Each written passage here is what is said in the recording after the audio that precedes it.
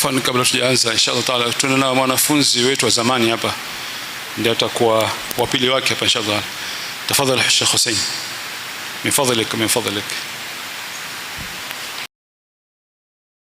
Bila kupitwa kwa mada zote kemkem kupitia mitandao yetu ya kijamii, usipitwe na fursa hii adhimu. Wito, mwaliko kwa Waislamu wote. Yule muhadhiri wa kimataifa kutoka jijini Birmingham, Uingereza, ameanza ziara yake rasmi jijini Mombasa chini ya kauli mbiu ya Knowledge and Ummah Building Our Future. Ataanza kutoa muhadhara wa live podcast siku ya Alhamisi ya tarehe 15 ya Februari katika studio za Alhajara. Siku ya Ijumaa ya tarehe 16 Sheikh Mustafa atatoa hutuba ya Ijumaa katika msikiti wa Masjid Yusuf Migadini kule, na baada al-maghrib muhadhiri wetu atatoa darsa katika msikiti wa Huda Spaki siku ya Jumamosi ya tarehe 17. Usipitwe, kwani Sheikh Mustafa Mahmoud atakuwa na maongezi na wanafunzi wa shule ya upili ya Sheikh Khalifa bin Zaid Al-Nahyani kuanzia saa 1 usiku. Kumbuka, ziara hii ya muhadhiri wa kimataifa nchini Kenya imedhaminiwa na runinga yako pendwa ya Alhaajar, na unaweza ifuatilia ziara hii bila kupitwa kwa mada zote kemkem kupitia mitandao.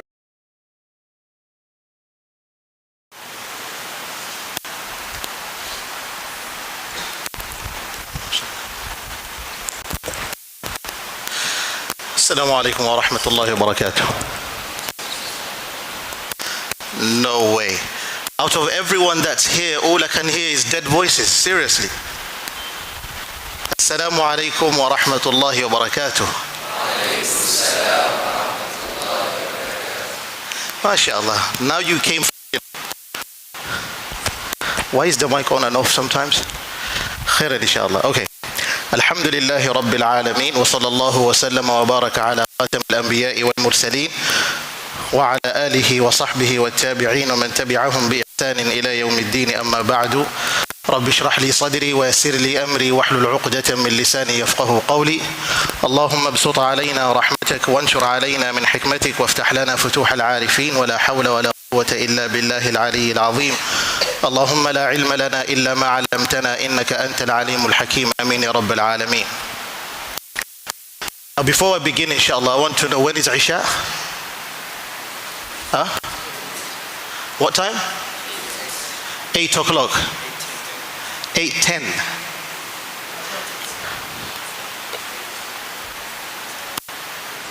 What time is Isha? 8 o'clock. Barakallah. Adhan is 8 o'clock. Okay, so Salah is at 8:15. Sah? Okay, hopefully we don't pass the time, but if we have to, we're gonna do it. Inshallah. Rukhsa? Sayyidi Rukhsa? Barakallah feekum. Okay. First of all, I would like to say, throughout my entire journey, as I've been in Mombasa, I've been into Nairobi this year specifically, I'm honestly grateful to be with you today. Everything that I have done, it's an honor for me to be right in front of you to speak to these beautiful faces.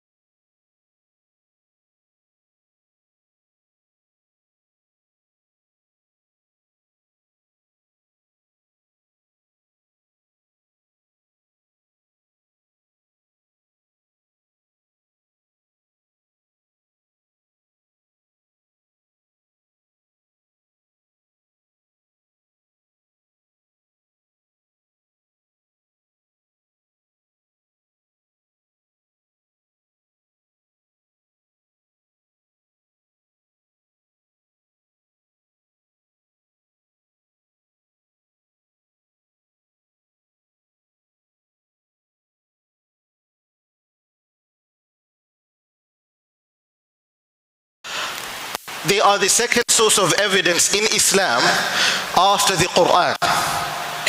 What the Messenger sallallahu alaihi wasallam says is what we follow. Understood? I'm going to quote to you a hadith and I want you to listen carefully. Some of what I might say will pass over your head. Some of what I might say might penetrate in your mind. And I want you to pay attention on every single level that I'll go through so you may be able to understand. Yeah, Muhammad, is this okay?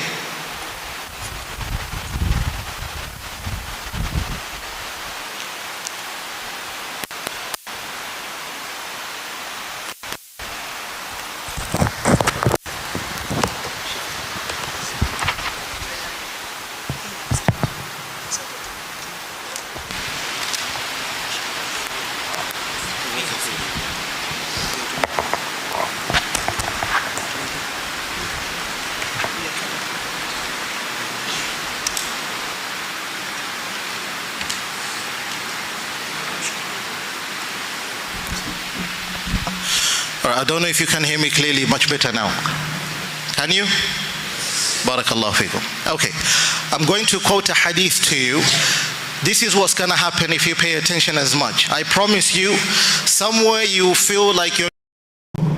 But down the line as we move on, you will be hopeful as you move on. Down the line, understood? So that you may see and listen with your own ears, with an open heart though. You can understand the value that you have as a young person or youth growing up today. Something that many of you do not pay attention to is the value of time, because time is your life. You waste a second, it's gone. You lose money, you'll get it back. You lose anything of your belongings that's very dear to you, you'll still get it back. Most valuable treasure you have is your time, which many of you do not really pay attention to this. I was once like you, but as I grew old, I understood its value, because it's gone and there's nothing I can do about it. The hadith says, Hadith Anas radiallahu anhu, قال النبي صلى الله عليه وسلم. When you hear the name Rasulullah, what do you say? Barakallahu feekum. Allahumma salli wa sallim alayhi. He says, Inna min ashrati as-sa'ah. Indeed, from among the many signs of the hour, basically the end of times, yataqarabu az-zaman. Time will be very short. Just like how you can see when you wake up in the morning, not so far it's dhuhr time immediately.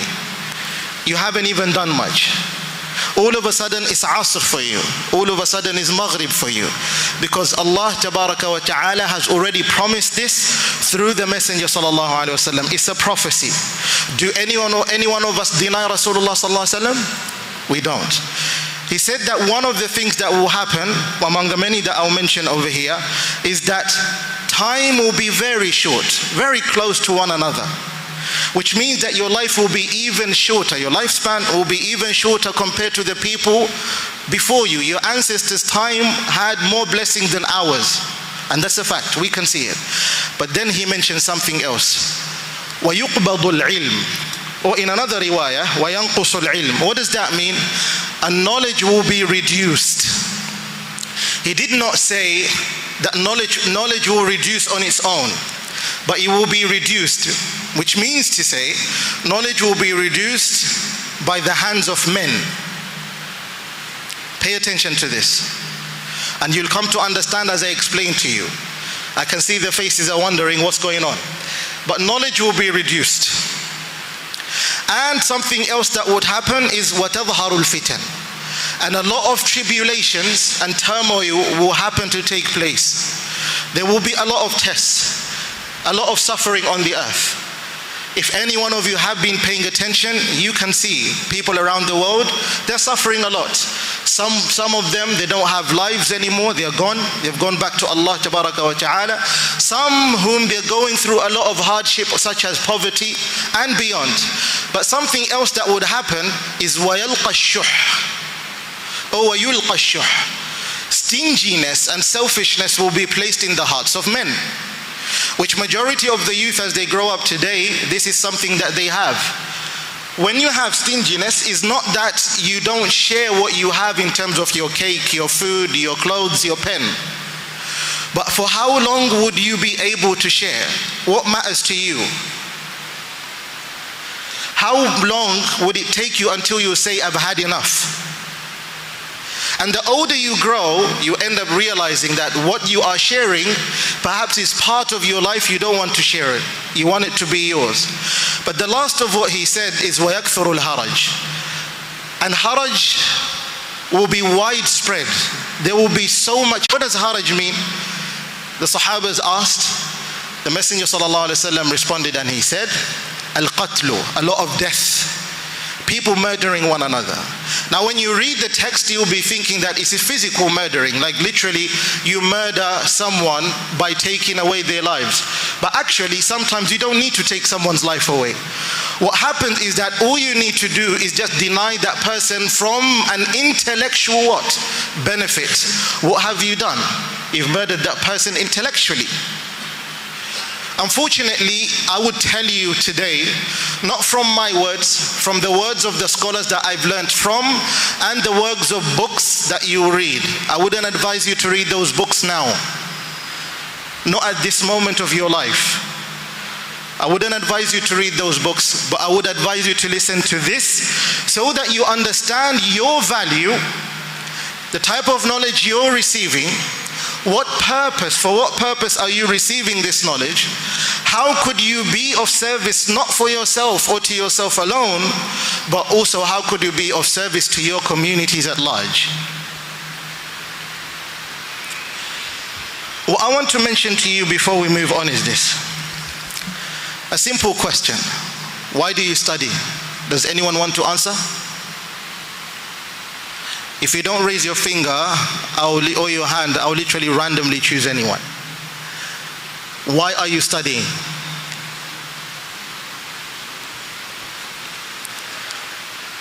The one wearing glasses here, mashallah, looking at me directly on this side. You. Yes, you, yeah. Come.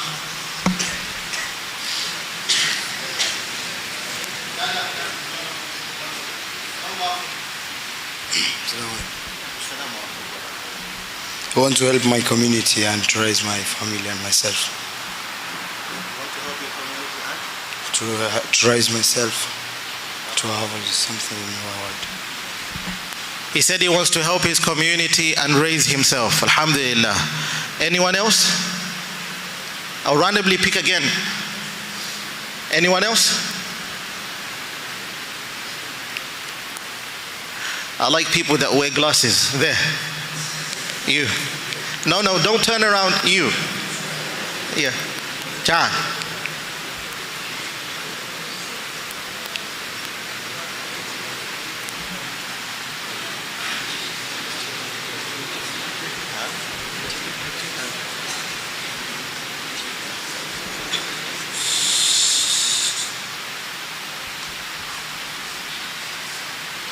Assalamu alaikum.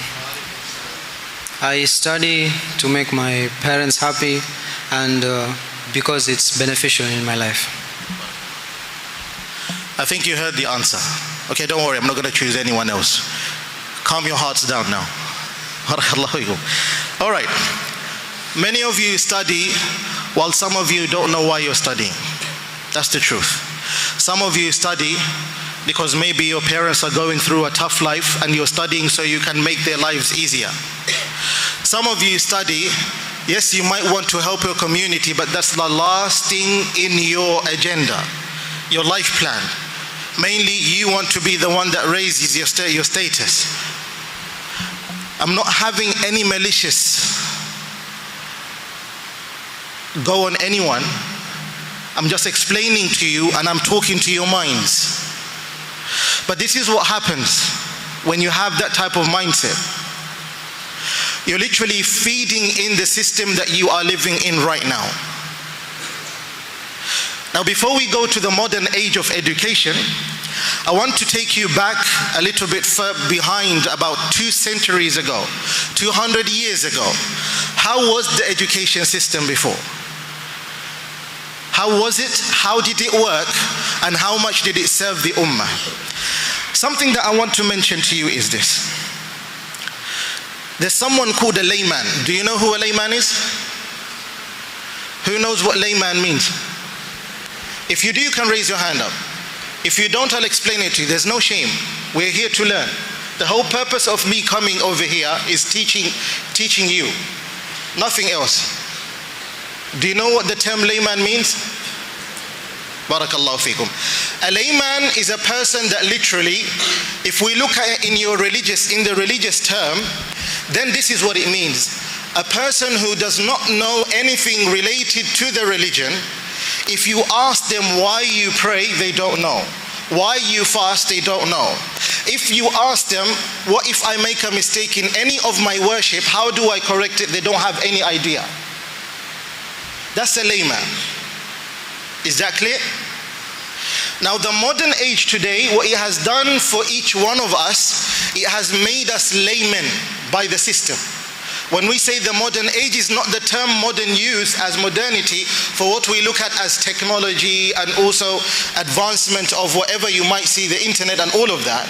That's not what we're talking about. We're talking about the education system in specific today, as it is created for what you are learning in your school. But as a disclaimer, do not overlook nor have any hard feelings against the system that you are going through right now. You must do that.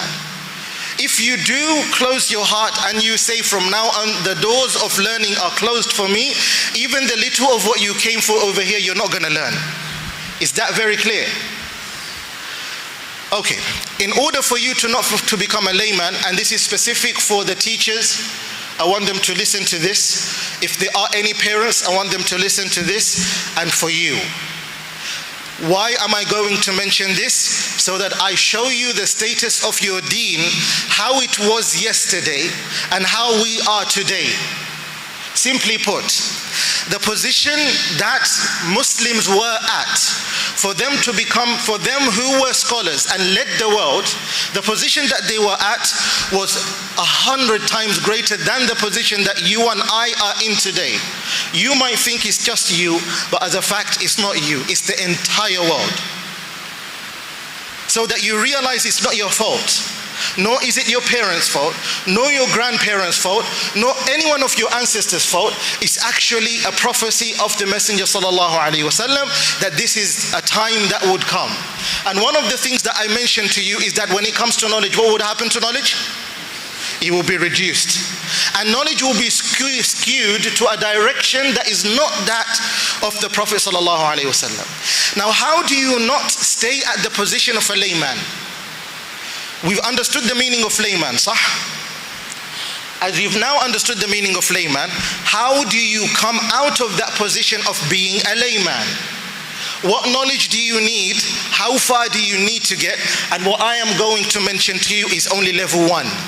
And I'm not going to mention level 2 or 3 or 4. Only level 1.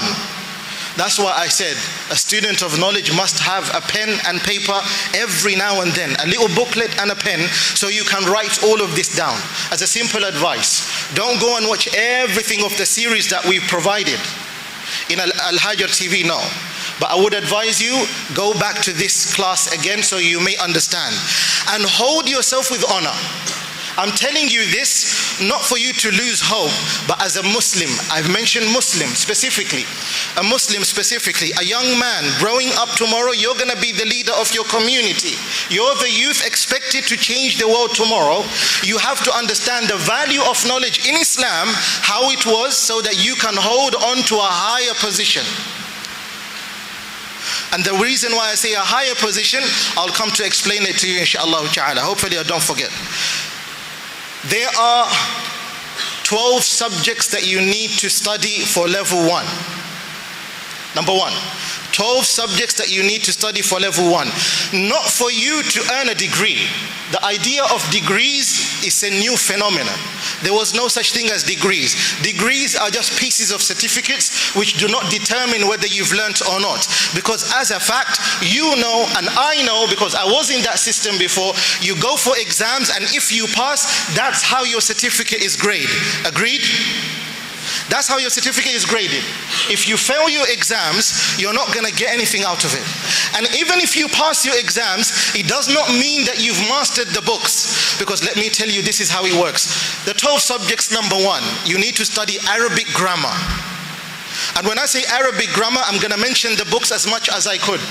Hence, I wanted you to write these down. I'll tell you again, you must go back and write this down again. The first book you need to study is Matnul Muqaddimatil Ajrumiyyah. What does that mean? It's a book which is a text which provides you with the introduction of Al-Ajurumi.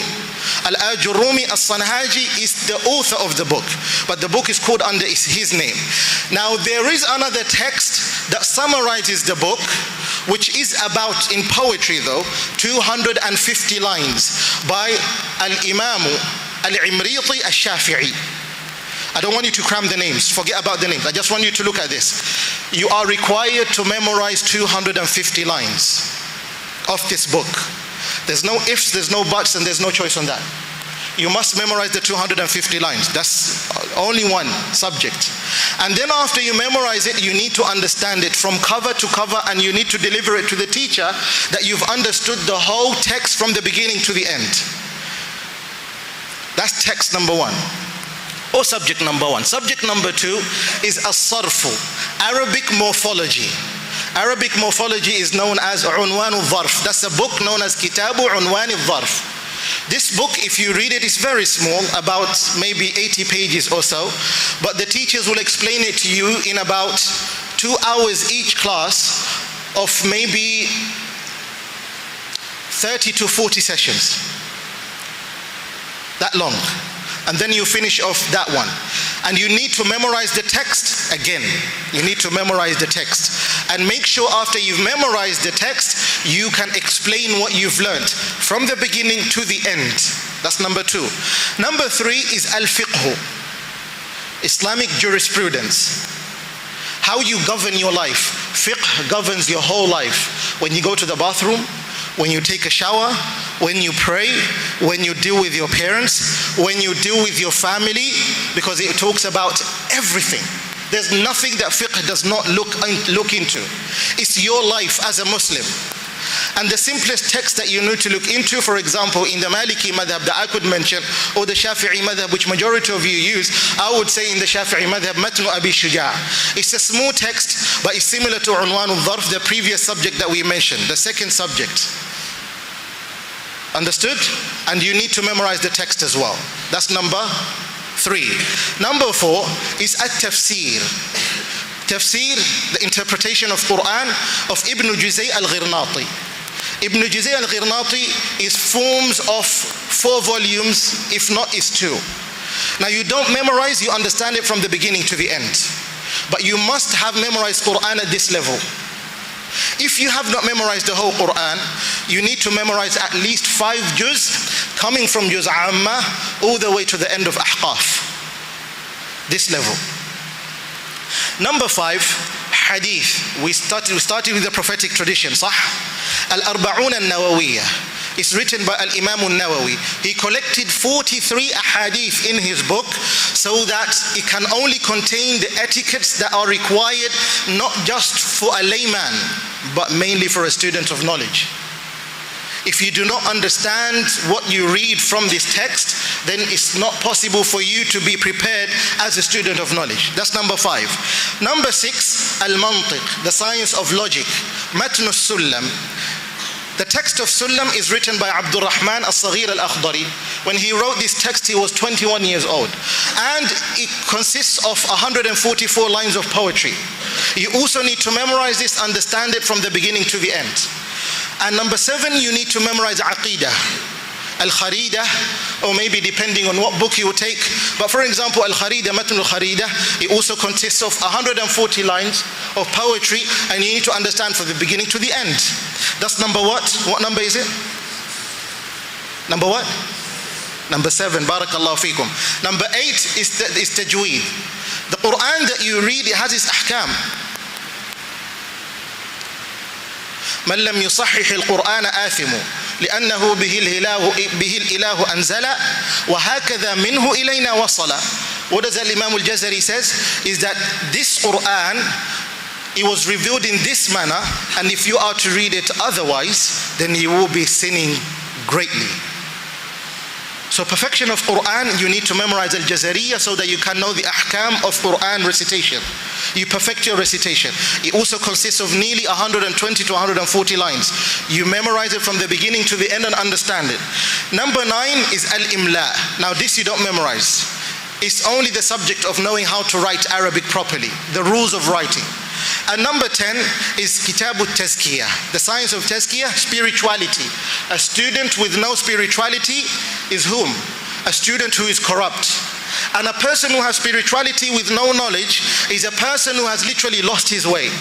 But a student of knowledge who has spirituality within is the one that's going to go to the going to hold on to the middle path. Spirituality, you have a choice to memorize or not, but you must understand the rules. Or talibul ilm, you understand from the beginning to the end at least some of what would protect you from sinning. Is that very clear? All right. And the last one I will give you as number 11, science of inheritance. There's a specific science that you need to learn about inheritance known as Matn al-Rahabiyya. Matn al-Rahabiyya is just 36 lines, the most simplest of book that you could memorize. Written by a scholar who is a Shafi'i scholar. And also you need to understand it from the beginning to the end. And after this, you are now not a layman anymore. I have not yet took you to level 2 or level 3. I want to ask you as a student today, for what I've just mentioned to you right now, as you are in school, are all these the requirements that are needed from you? Don't shy away. Be very honest. No one is going to do anything to you because we're all victims of this. Are these the requirements required from you at a primary level? Yes or no?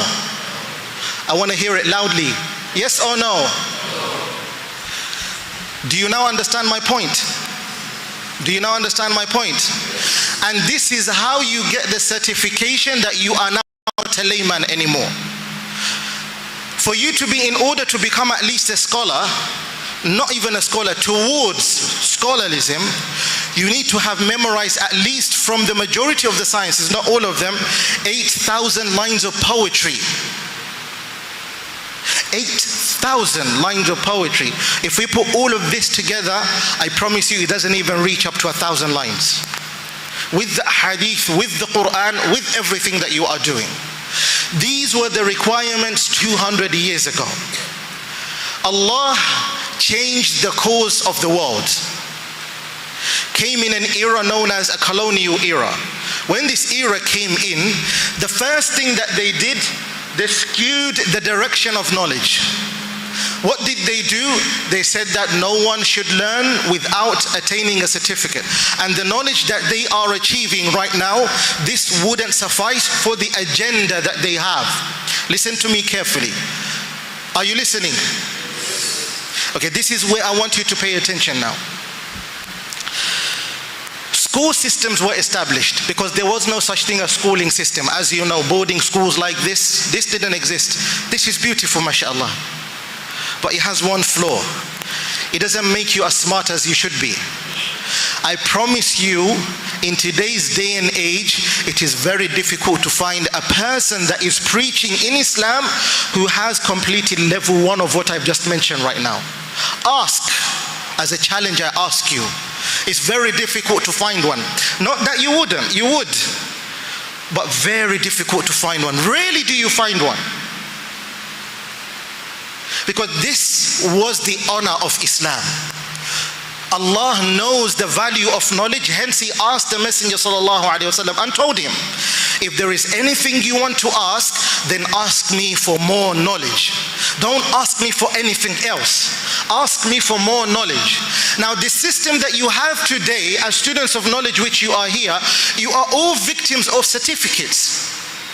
Why am I telling you this? Because your aim is that you finish, do your exams, and then once you achieve a certificate, you go to university, isn't it? What university are you fighting for? The best university you can attain. But I challenge you, if you finish your university level, you finish your PhD level. Have you heard of PhD before? You've heard of PhD before? A person who finishes PhD does not even finish level 2 of the sciences that are required for a student of knowledge in Islam. That is a fact. Why did the system change? What was the purpose? I think you know the phenomenon or the idea of, I would get good grades, go to the best university, not study what I love. Not study what I love, but I'll study what would give me the best job. Who agrees with that? Don't shy away. Honestly, raise your hand up. Nobody's going to do anything to you.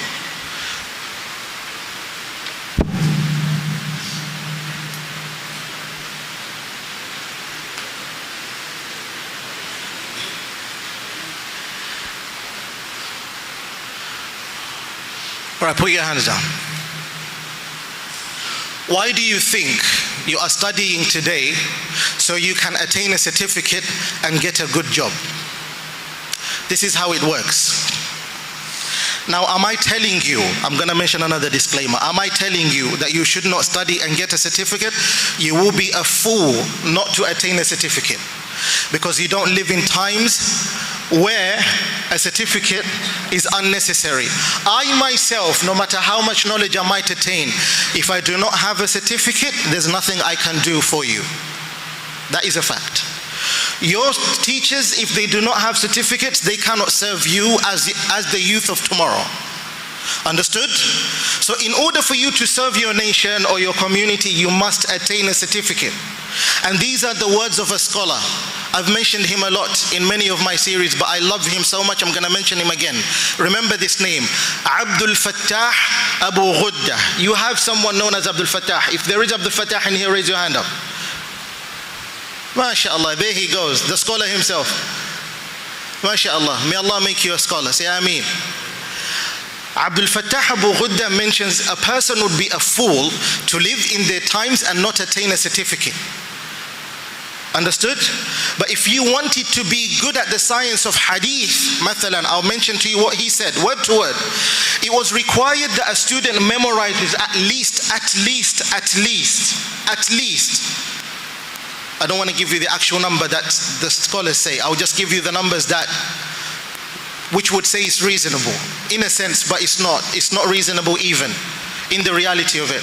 You need to have memorized at least 60,000 hadith.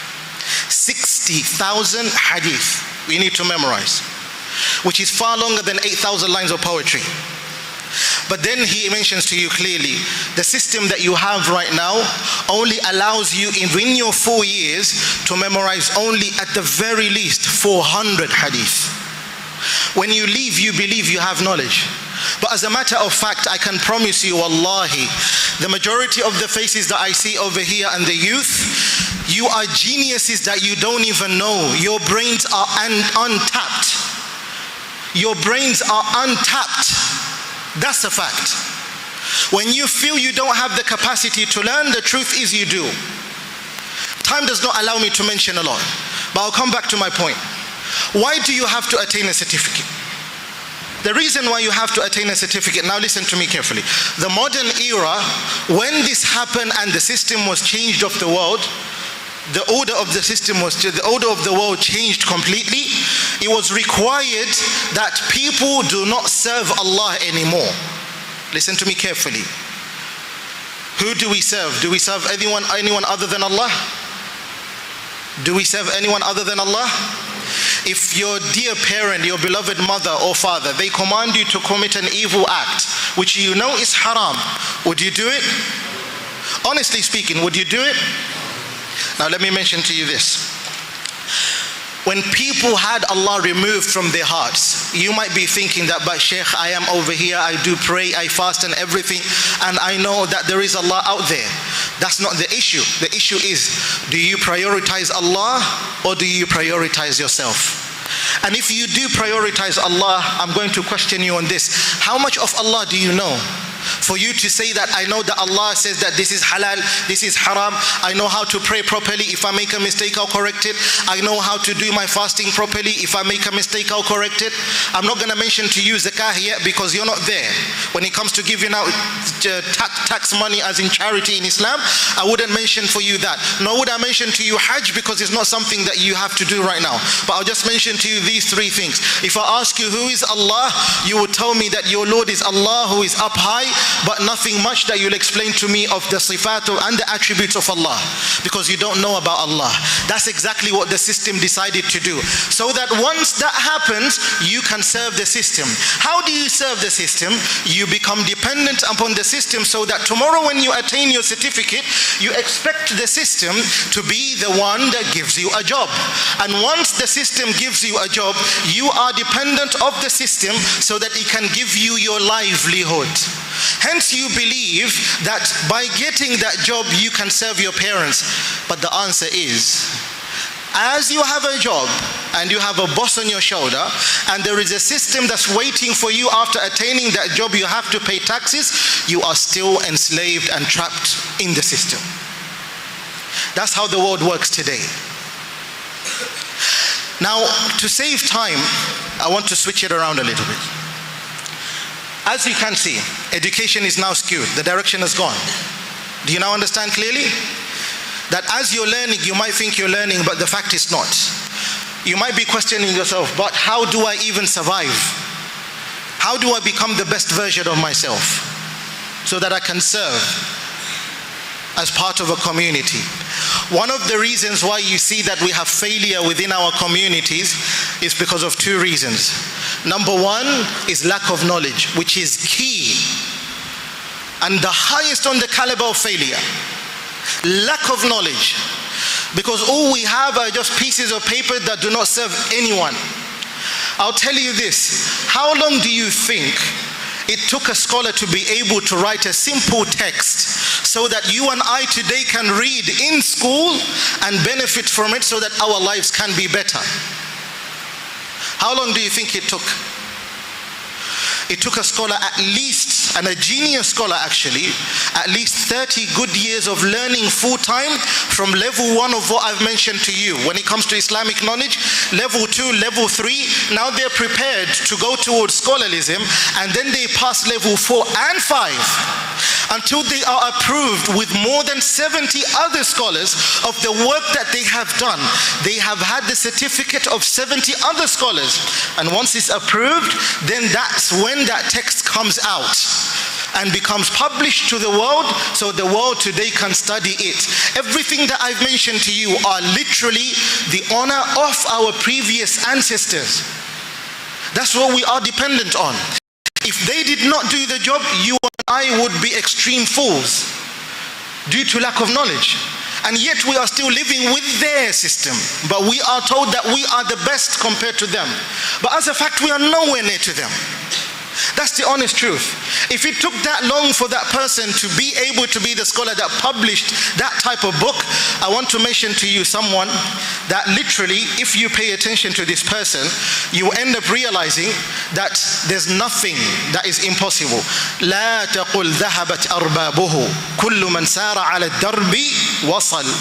In the Lamia of Ibn al-Wardi says in his very small book of poetry, in the Etiquette of a Student of Knowledge, what does he say? Do not say that the owners and the best people are gone. No. That's not what a believer says. كل من سار على الدرب وصل. Anyone who would ride towards that goal and that purpose, they reach. But it depends on your dedication. Where is your dedication? I'll mention to you some scholars. Ibn Rushd, I've mentioned him a lot in majority of my series, but I'll mention another one known as Ibn Sina. Ibn Sina, known as not only a scholar. Now something I'll mention to you. If you study these scholars of Islam, you end up realizing this. None of them are called as alimun fahimun. What does that mean? Alimun means scholar, fahimun means an understanding scholar. They were not called understanding scholars. They were called hafiz, the scholar that memorized, which means their minds were bigger than themselves. You have been made vulnerable with technology today to a level where you expect a database to save your phone number. True or false? Some of you haven't even memorized your phone numbers of your mothers and fathers, nor your uncles. That's how dumb we've become. That's the honest truth, because you have exceptions. You expect your phone to be the one that memorizes for you. But people memorized every single word. That's why they were called as Hafiz, the memorizer, the legend that memorized. Ibn Sina, not only was he a scholar that memorized only, and he became a faqih, a scholar in the science of fiqh and in the sciences of Arabic. Arabic divides to 12 subjects, by the way. When you think you're studying Arabic, I promise you you're not. And I can swear upon that, and I'll challenge anyone, you are not. It's only wish-washed Arabic plucked from here and there. That's the honest truth. Because there are 12 sciences of Arabic. For you to write poetry, you need to study all of the 12 sciences and become a master in them. Then write a poetry. From level 1, level 2 to level 3. That's the honest truth. That's the honor we had as Muslims. Be proud of that system. Now, Ibn Sina, he was a scholar in Islam, number one. Now let me fascinate you. He was also a scholar in medicine. Who wants to be a doctor here?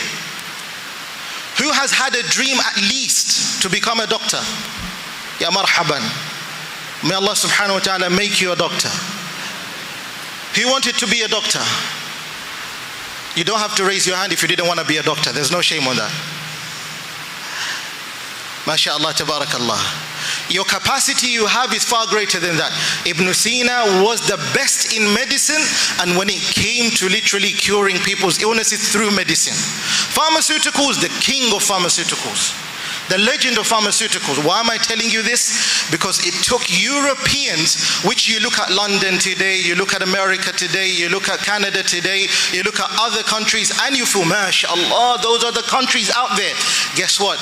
It took them 400 years of study to just study Ibn Sina and how much knowledge he had in medicine.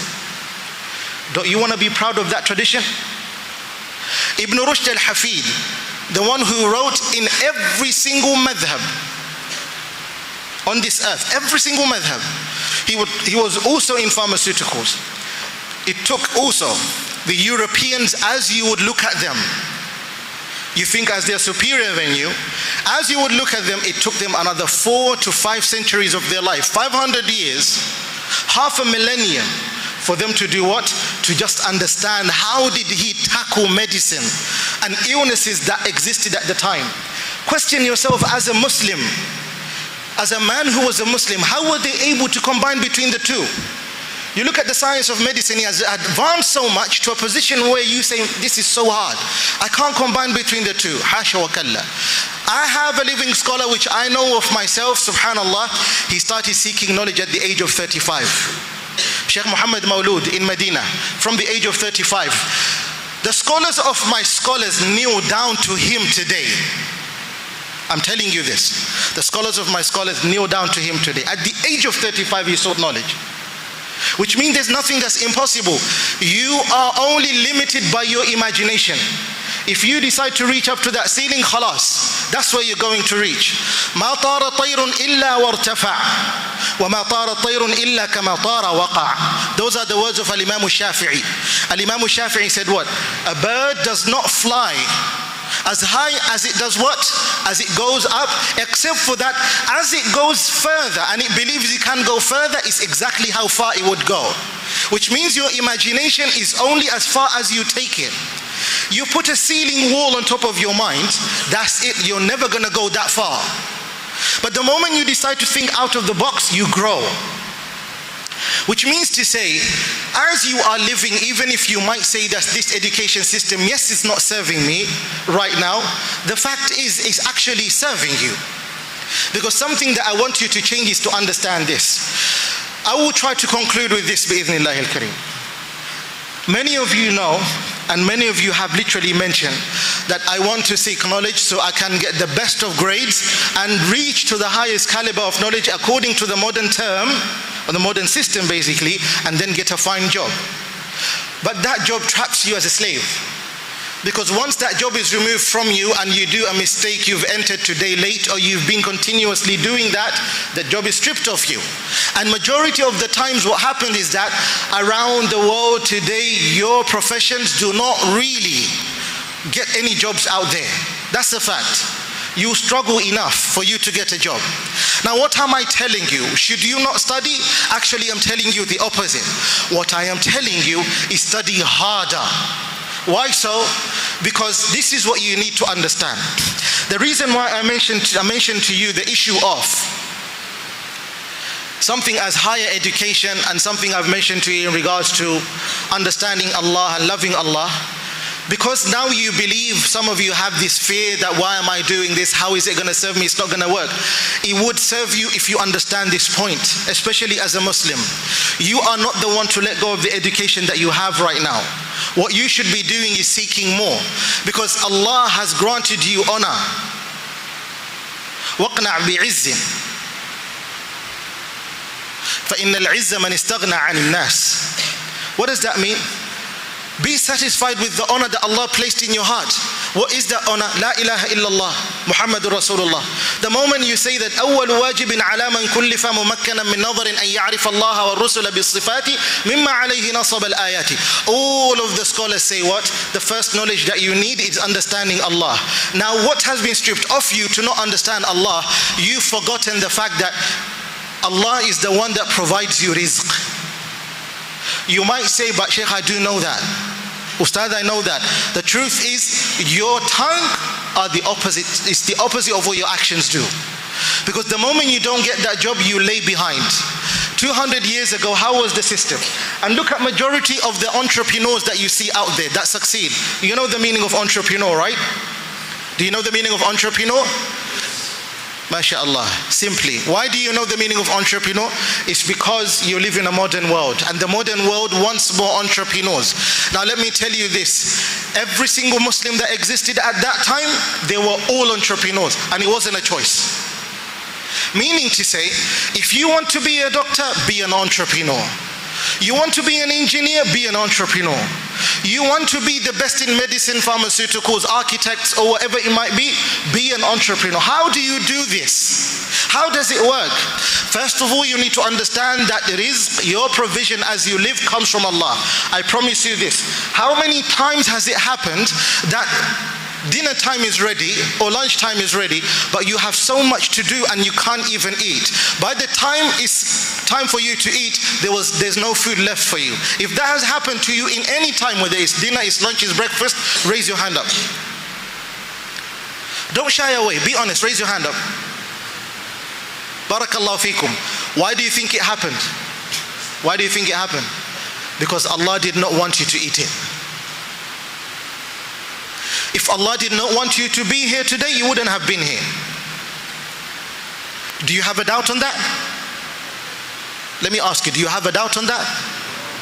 If you don't have any doubt on that, and Allah is the one that writes down your entire life, then why should you worry about your provision? Answer me that. Why should you worry about your provision? Why should you depend on a certificate to give you a provision? Maybe not the certificate, but the certificate to earn you a provision by waiting for a job opening. Why should you earn that? Why should you do that? Once you do that, you've made yourself to become knowledge-less. You lack a lot of knowledge because you'll become stagnant. You're not going to grow. You're just going to make another company grow and that's it, it's done. But what Allah wants from you is to depend on Him. And when Allah knows that my servant is depending on me, that servant needs to know exactly what Allah wants from them now. As long as you depend on Allah and your iman is strong, what you do next, you learn exactly what Allah and His Messenger left behind for us. Allah says in the Quran, وَعَلَى اللَّهِ تَوَكَّلُوا إِن كُنتُم مُؤْمِنِينَ. In another verse He says what? وَمَن يَتَوَكَّلْ عَلَى اللَّهِ فَهُوَ حَسْبُهُ. What does that mean? The condition of depending upon Allah is that you follow exactly the teachings of Allah. Now what does the Messenger sallallahu alaihi wasallam tell you? And I said this yesterday. So it's part yesterday, part today, which I'm explaining to you, so you understand. لو أنكم, if each one of you are to depend upon Allah sincerely, this is the main part, sincerely. لو أنكم تتوكلون على الله حق توكله لرزقكم كما يرزق الطير. Now where does the teaching come in after this? He would provide for you your rizq just like how he provided it to a bird. Pay attention clearly. تغدو خماصا وتروح بطانا. What did the bird do? Does the bird have a certificate? Does the bird have a certificate? Does the bird have a brain? Does the bird have a brain? No. The only person that has a brain from among the creation of Allah is a human being. That's it. Closed. The only creation of Allah that has a brain is a human being. The only creation of Allah that has a brain is who? Who? Which is you and I. The bird doesn't have brain. But what does the bird do? Allah shows us as an example that this bird leaves its nest. Pay attention please. Pay attention please. Barakallahu fikum. The bird leaves its nest on its own without a certificate. It goes search for food and Allah provides it food itself, food for its children, and then it goes back to its nest and it feeds its children and they all sleep happily. Is that very clear?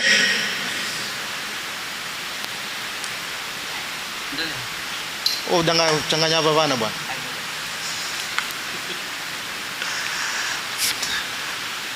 Where are we? Were we talking about iPhones and Samsungs? What were we talking about? Huh? What is it? Birds. Barakallahu feekum. Yes, you are paying attention. The bird which does not have a brain, it leaves its nest on its own and it comes back again. Your attention spans have become so low, just like what social media tells you, that you're paying attention to that man over there. Pay attention here. He's not going to help you in anything to save you from your torment that you're going through. Listen here carefully. You are troubled enough for you to even pay attention on a mic and a stand.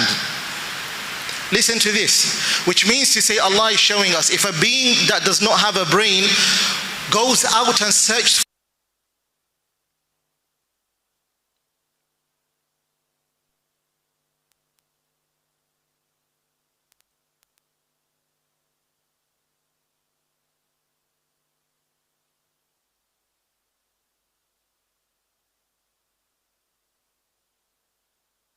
because let me tell you this, the one that you're expecting them to give you a job, he or she himself is dependent of that same system that you are part of.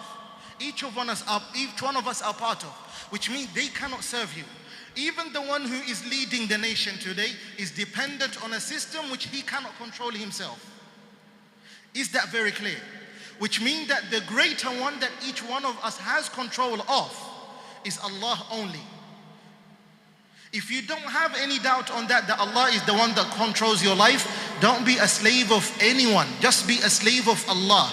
If you know that Allah will provide you your rizq, work hard today in your education system. Now, whatever you are studying, don't study for exams. You will fail in life.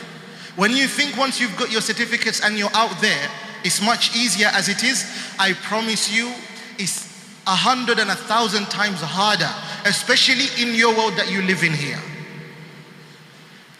Especially in your world that you live in here. It's extremely hard. I've mentioned this a number of times and I'll mention this to you again. Twice. Look, there's two types of knowledge. There's the knowledge and the sciences that you learn from your books. Chemistry, biology, English, science, maths and all of that. Understood? You learn that from the books.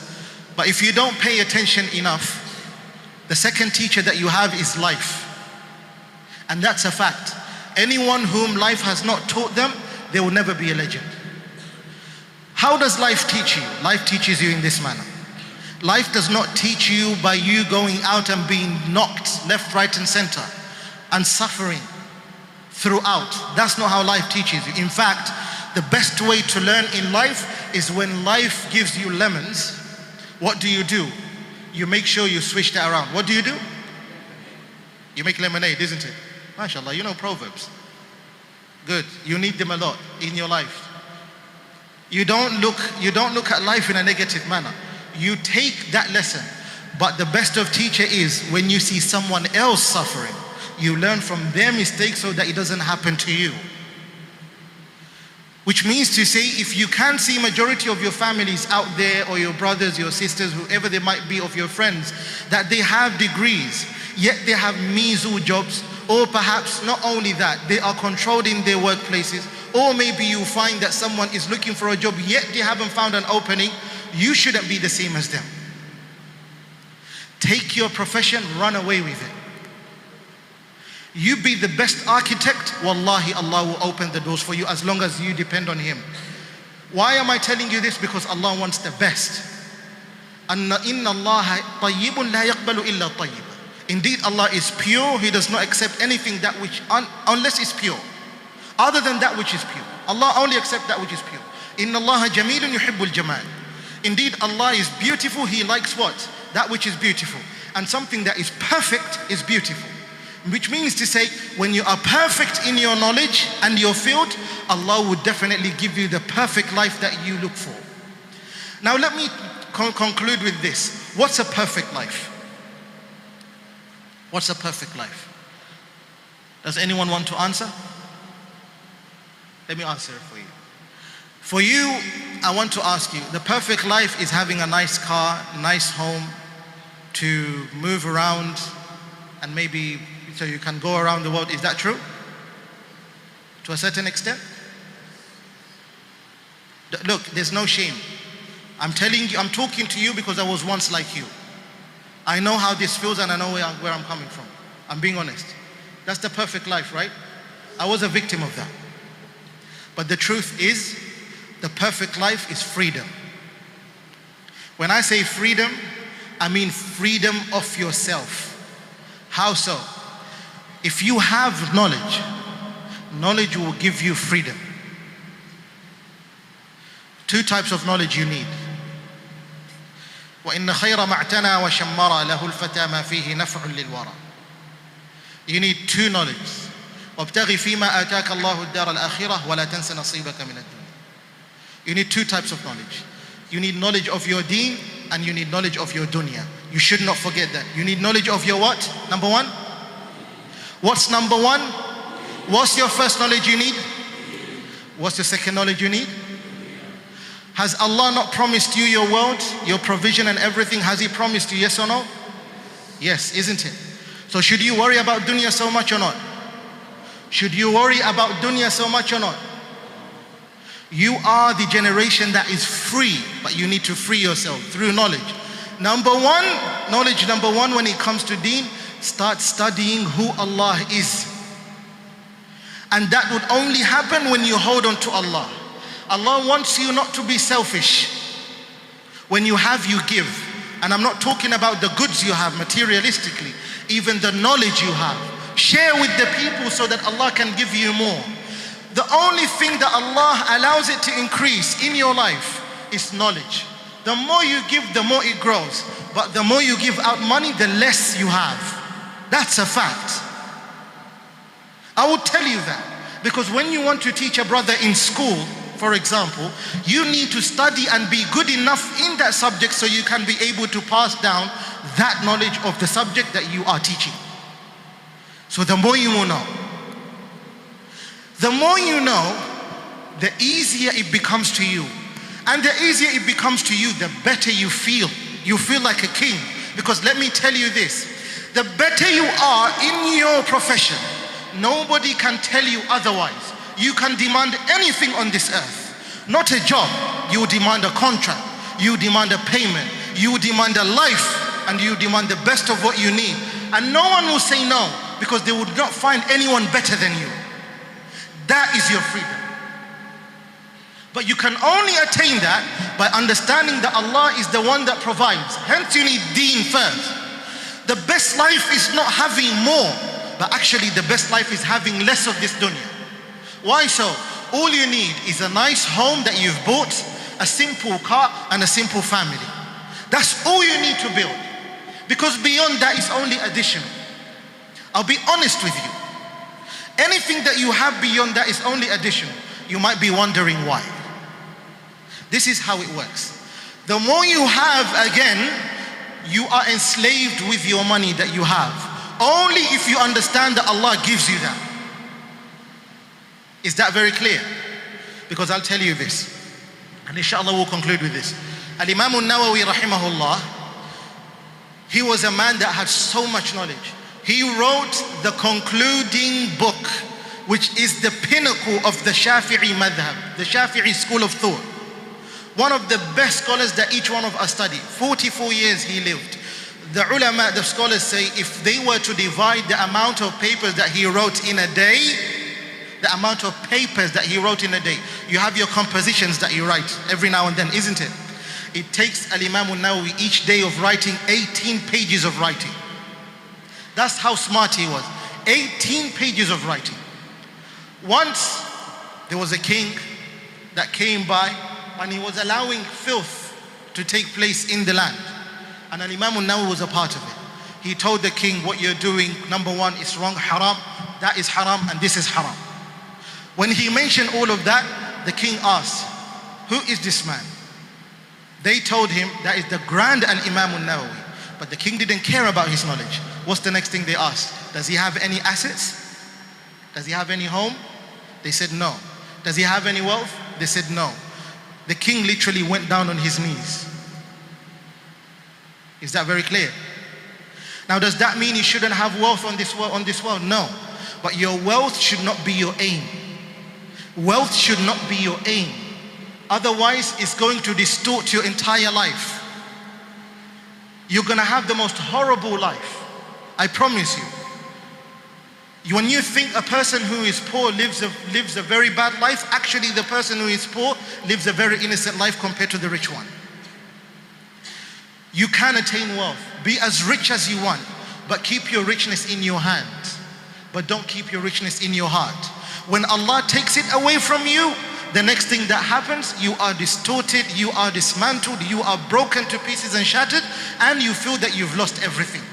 Because you've forgotten this fact again as we go back to understanding Allah, that Allah is the one that provides. I'll tell you this as we leave today, inshallah. Wallahi, it was an honor to see your beautiful faces, mashallah. You are the hope of tomorrow, but you have to work hard. Al-Imam ibn Ata'illah Sakandari, what does he say? Al-Raja'u ma qaranahu amal. وَإِلَّا فَهِيَ أُمْنِيَّةٌ. What does that mean? Hope is that which is aligned together with work. You have to work hard. And then you'll become hopeful. If you don't do that, then all you have is just desires. You have too much desires and they're not helping you. You'll be a losing man on this earth. But if you want to be a person that changes the course of the world as we move on, serve the education that you have. Don't say that education will serve you. Serve the education. Honor it, love it, study hard, be the best version of yourself. And you are a Muslim, you have to have the best etiquette. Bear this in mind. In order for you to attain knowledge, your system has to be pure, which means you yourself, your conduct, your character has to be the best. The little of what you know of Islam, implement it. And slowly search for Islam as you move on, so you can understand Allah. As you leave here today, ensure that you're not studying for the purposes of a certificate, but you're studying to be the best. And don't wait for a certificate to be the one that alleviates your pain as you move on in life. You be the one to serve yourself, because that's what Allah wants from you. Not that you are trying to beat the system. Serve Allah, you'll be a free person. You serve anything else, you'll be serving your soul. And once you entrap yourself within your soul, you will be entrapped for your entire life. And the worst entrapment that you would ever have is you being trapped with your soul. If a man traps you in a system, you can get rid of that, because you'll see that. If something traps you inside it, you can get. If you are put in a cage, you will know how to solve that issue. But once you are trapped by your soul, you can never get out of it, because you'll be blind of it. You will never see it. Is that very clear? May Allah subhanahu wa ta'ala make you successful. May Allah grant you iman. May Allah grant you knowledge. May Allah grant you the ability to change the course of the universe. To be of those, as when I mentioned that it took so much for scholars to just write a text on the sciences that they were experts in, you be the ones that literally learn as much so that you can leave behind a heritage of knowledge and be the one that serves the nation centuries to come. Ameen ya Rabbil Alameen. Wa sallallahu wa sallam wa baraka ala nabiyyina Muhammad wa ala alihi wa sahbihi ajma'in.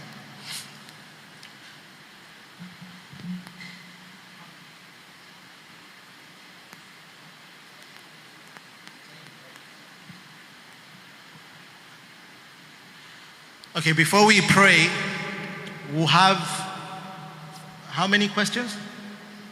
How many questions? 5 questions? 5 questions? That would be too much.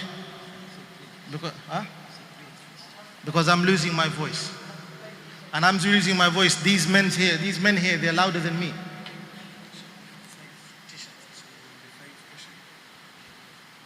5 questions. La ilaha illallah. I'm going to ask you 5 questions. And from these 5 questions, they're only going to come out of the things that we've spoken about.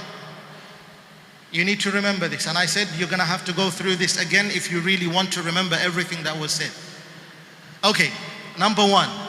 When the end of times appear, which we are living in right now, what would there be less of? MashaAllah, MashaAllah, everybody knows.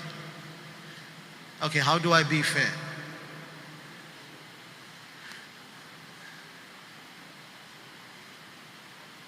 I don't know if I should play rock, paper, scissors.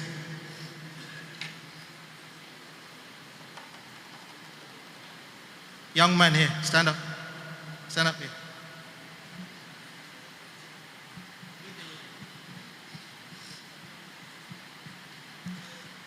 Knowledge.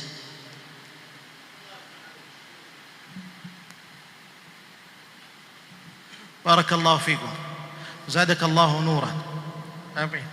That's number 1. Number 2 of what we have. I mentioned Ibn Sina, and I said he had both types of knowledge. Dunya, religious knowledge. He had deen, religious knowledge, and which we so call today worldly knowledge. As a matter of fact, something I should mention to you, the knowledge that you're seeking today from school for you to become an architect, maybe an engineer, or maybe a programmer, or whatever it might be, from technology as well, that's not worldly knowledge. It's all knowledge that could serve the ummah. And any knowledge that can serve the ummah in the right way, by the laws of Allah, is not worldly knowledge. Because Allah is the creator of that knowledge. Is that very clear? So there's no worldly knowledge. All knowledge belongs to Allah. There's no one who has found any knowledge. Every single knowledge belongs to Allah. What did I say about Ibn Sina? He had religious knowledge, but what's the other type of worldly knowledge he had? Allah, Allah, Allah, Allah. Sheikh Hassan, you're going to have to choose. I don't want to be biased. You choose. Huh? But at least you get blamed, not me. Choose one.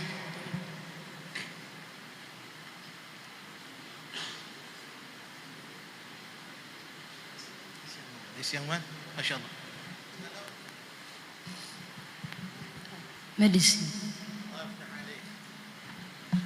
Barakallahu feek. He said medicine. That's the correct answer, mashallah.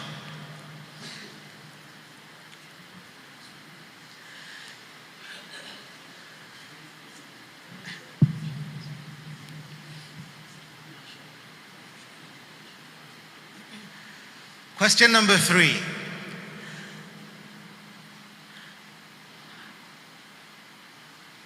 I'm going to make it a bit hard. I mentioned 11 subjects of Islam, basically, for you to become a Muslim scholar. I want you to mention to me only 4 of those subjects. Not including Arabic. Not including Arabic.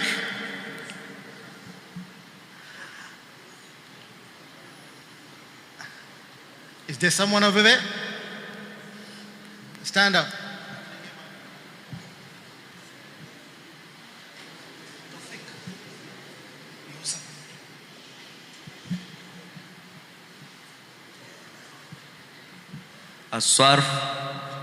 الصرف التجويد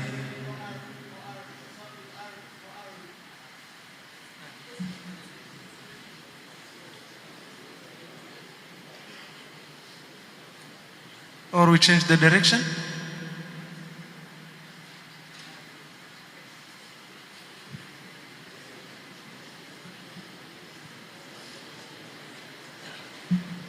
التفسير 40 النووي حديث عند المتن الإملاء.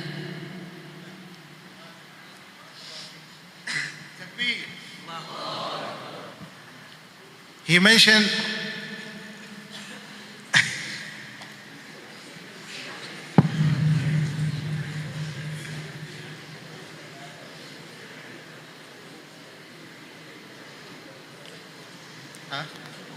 two more?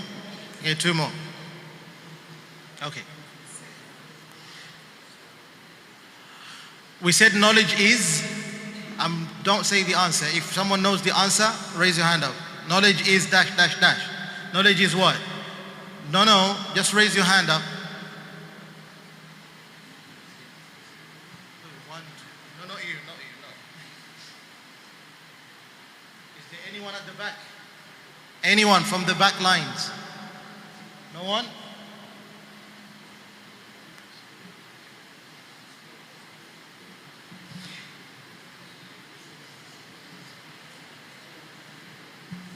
Knowledge is power. He said knowledge is power. That's the wrong answer. Knowledge is not power. We said knowledge is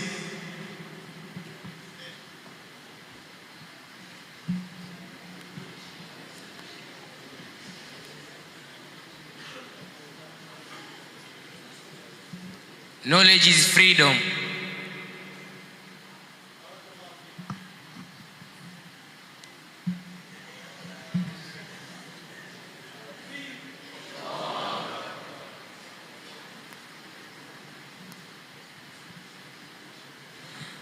Let me tell you something.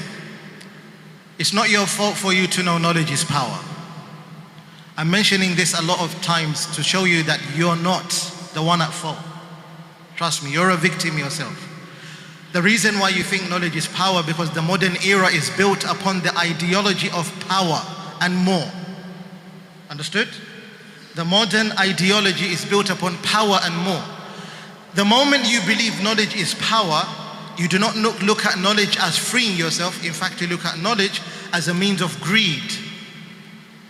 Understood? And when you look at money, you don't look at money as freedom, but you look at money as power, so that you have more greed for it. Understood? It's not about having more knowledge, but it's knowledge that frees your heart, knowledge that frees your mind. How do you free your mind? When you do a good deed that makes you feel good, but not a deed of harming someone else which makes you feel the best of you. You'll never feel that way. You always know you're guilty of it. The more knowledge you have, the more you can serve your people. The more knowledge you have, the more you can serve yourself. The more knowledge you have, the more you can serve your family. That's what you do. Understood? So you depend on knowledge to set you free, but you don't depend on knowledge till you can make a living. Because you believe knowledge is all about making a living. What if your knowledge you have does not give you the living that you want? Should you still be dependent on that knowledge? No. You have to be dependent on something else that would serve you. Understood? But the knowledge you have, even if it's so-called worldly knowledge, what you do is take that, help someone else. Open a school. Become a school teacher maybe. Or be the one that teaches the ones at home.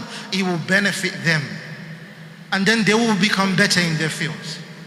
Is that very clear? Barakallahu fikum. How many do you have? One more.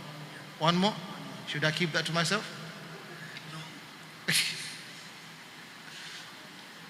Okay. I don't even know what to ask. Between the two things that you should fight for,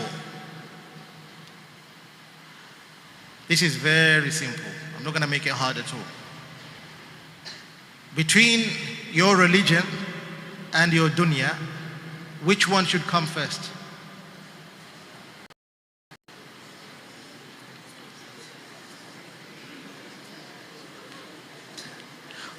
All right, each one of you give me an answer.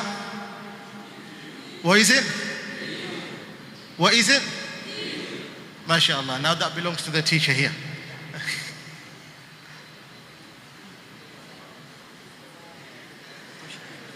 Barakallahu feekum. May Allah subhanahu wa ta'ala bless you all. May Allah grant you a clear understanding. May Allah grant you a clear understanding. Say Ameen. May Allah make you be of those that love Allah and mainly love His Messenger. May Allah subhanahu wa ta'ala make you a people that will literally be the best version of yourselves. And may Allah make you of those that will look at knowledge as a means of freeing yourselves, freeing your hearts, freeing your minds, freeing your lives. That's what you need to understand the most. And the best of knowledge that will free you from the world and yourself is understanding Allah. You need to understand Allah more.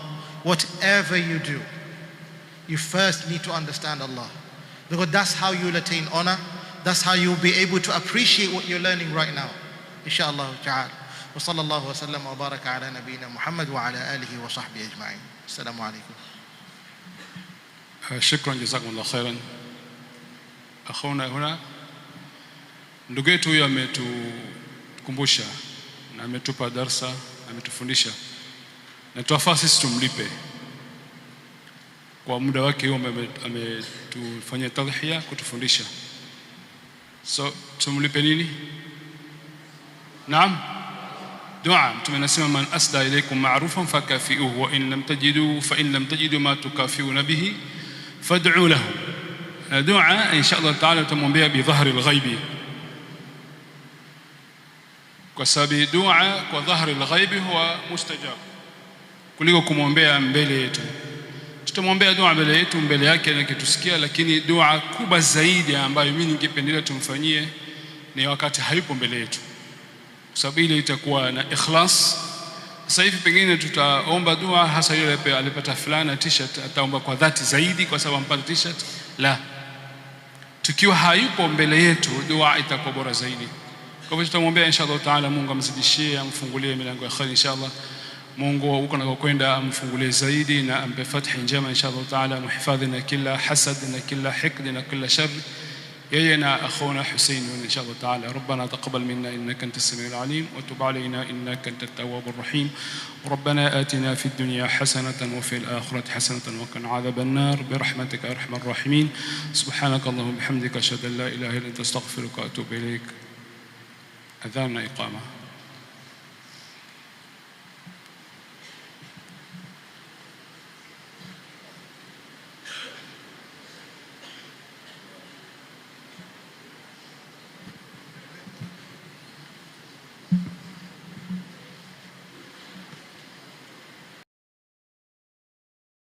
Fursa hii adhimu. Wito, mwaliko kwa Waislamu wote. Yule muhadhiri wa kimataifa kutoka katika studio za Alhaajar, siku ya Ijumaa ya tarehe 16, Sheikh Mustafa atatoa hutuba ya Ijumaa katika msikiti wa Masjid Yusuf Migadini kule, na baada al-maghrib muhadhiri wetu atatoa darsa katika msikiti wa Huda Spaki siku ya Jumamosi ya tarehe 17. Usipitwe, kwani Sheikh Mustafa Mahmoud